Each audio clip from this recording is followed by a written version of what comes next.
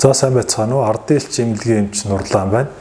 За ингээд манай эмнэлгийн зүгээс нийт эмч нартай, оюутнуудтай, коллегуудтай зориулаад урлагийн сэдвүүд, эрчүүдийнхаа зарим сэдвүүдээр нарийн контентууд бол бэлдэж явуулахар шийдсэн байгаа. Тэгээд өнөөдөр бол та бүхэнтэйгээ түрүү учрахын архаг үрвслийн талаар ярилцахаар бэлдлээ. Архаг үрвслийн өнөөдрийн сэдв маань бол түрүү учрахын архаг үрвсэл гэж юу юм бэ? Түүний шалтгаан, хэрхэн ангилдгийг, патогенез эмгэг жам нь хэрхэн явагддгийг энэ үрвсэл маань ямар эмчилгээнүүд хийдэг юм бэ гэдэг талаар та бүхэнд ярилцахаар шийдсэн байна. За ингээ өнөөдрийн контентын маань эхний хэсэг түрүү учрахын архаг үрвсэл гэж юу вэ? За түрүү учрахын хурц үрвсэл дарагдахгүйгээр нэнгийн халдвар нь бүрэн арилаагүй тохиолдолд үрвслийн үйл явц нь цааш үргэлжлээд олдмол дархлаа тогтолцооны идэвхжлээр нөхцөлдөж байгаа үйл явцыг болохоор түрүү учрахын архаг үрвсэл гэдэг. За түрүү учрахын архаг үрвсэл дээр дархлааны хувьд бол эсийн дархлаа голчлон оролцдог. Энэ дээр Т, Б лимфоцит, макрофаг эсүүд энэ архаг үрвслийг голлон цаашаа явуулахад оролцдог. Энэ талаар бол бид нар эмгэг жамынхаа хэсгээр их нарийн ярих юм байнамаа. За дараа нь түрүү учрахын архаг үрвслийн шалтгаан гэж байгаа. Одоо шалтгаанууд бол ер нь хоёр бүлэг юм шалтгаан байгаа. Эхний шалтгаан нь бол хүний биед байдаг болцол тэмгэх төрөгчд гэж байдаг. Энэ болцол тэмгэх төрөгчдийн болж одоо эднэрийн тоо толгой өсөх, тодорхой нөхцөл байдал дархлаа сулрах энэтэй холбоотойгоор ихсэж түрүү учрахыг гэмтэж байгаа энэ нэг шалтгааны бүлэг байгаа. Дараагийн бүлэг нь болохоор гаднаас бидний биед халдвар орж бидний биед байх ёсгүй байсан юм гаднаас оч халдварлаж түрүү учрахыг байршин архаг үрвсэлд үүсгэжээвэл энэ бас нэг шалтгаанд нь ороод байгаа. За эхний шалтгаан буюу нөгөө болцол тэмгэх төрөгчдөд маань хамгийн ихэвчлэн үүсгдэг юм бол Escherichia coli гэж юм байна. Дараа нь Klebsiella гэж юм байна. Дараа нь Proteus mirabilis гэж юм байна. Дараа нь Enterococcus facialis гэж юм байна. Дараа нь Pseudomonas aeruginosa гэж юм байна. За эднэр болохоор болцолт эмгэх төрөгчд ямар нэгэн нөхцөл байдал үүсэх, дархлаа сулрах одоо янз бүрийн шалтгаанууд гарсантай холбоотойгоор энэ нянгуудын тоо толгой өсөж үрвсэл үүсэх нэг бүлэг ийм шалтгаан байна.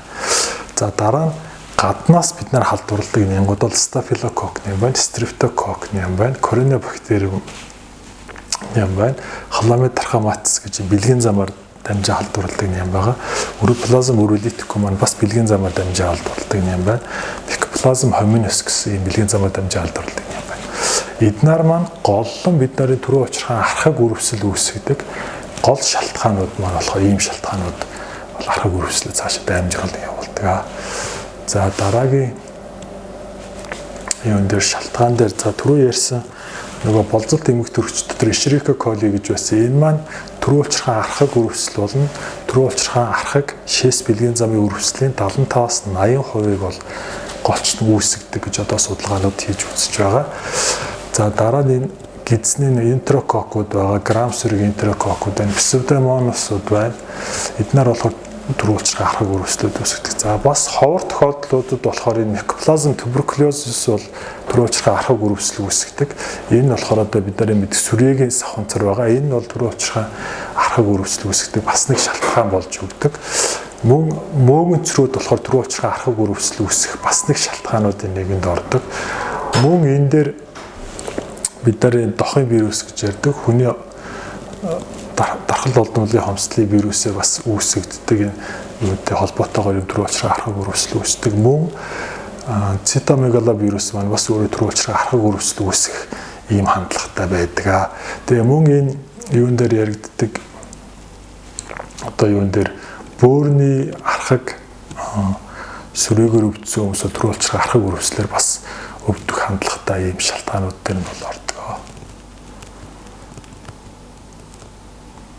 За ангиллын хувьд бол 99 оноос хойш түрүү учрахын үрвслийг бол 4 бүлэг болгоо ангилж байгаа. Энэний сүүлийн 3 шатыг бол түрүү учрахын архаг үрвсэл гэж үзэж байгаа. Эхний шат нь болохоор түрүү учрахын нянгийн гаралтай хурц үрвсэл. Энэ бол 1-р шат нь байгаа. 2-р шат нь болохоор нянгийн гаралтай түрүү учрахын архаг үрвсэл гэдэг байгаа. За 3-р шатандаа болохоор түрүү учрахын архаг үрвсэл нь өвдөх хам шинжтэй. Энэ болохоор архаг үрвсэл цаашаа дамжирж яваад мэдрэлээ гэмтээгээд ирэхээр түрүү учрахын өвдөх ийм зовоорууд гарч ирсэнтэй холбоотойгоор өвдөх хам шинж гарч ирдэг нь 3 дугаар үе шатны онцлог юм байна. За 3 дугаар үе шатаа яг дотор нь А, Б гэж хоёр ангилдаг. А шат нь болохоор үрвэсэлтэй хэлбэр, Б шат нь болохоор үрвэсэлгүй хэлбэр гэж байгаа. За 4 дугаар үе шат нь болохоор шинж тэмдэггүй үрвэслийн үе шат гэсэн. Ийм 4 үе шатаар төрөө учирхаагаа бол ангилж авч үздэг юм байнамаа. Тэгээ архаг үрвэслээ бол одоо энэ 2, 3, 4 дугаар шатыг бол бид нар ярих юм байнамаа. За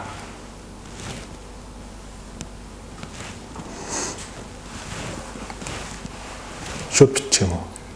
За тасалж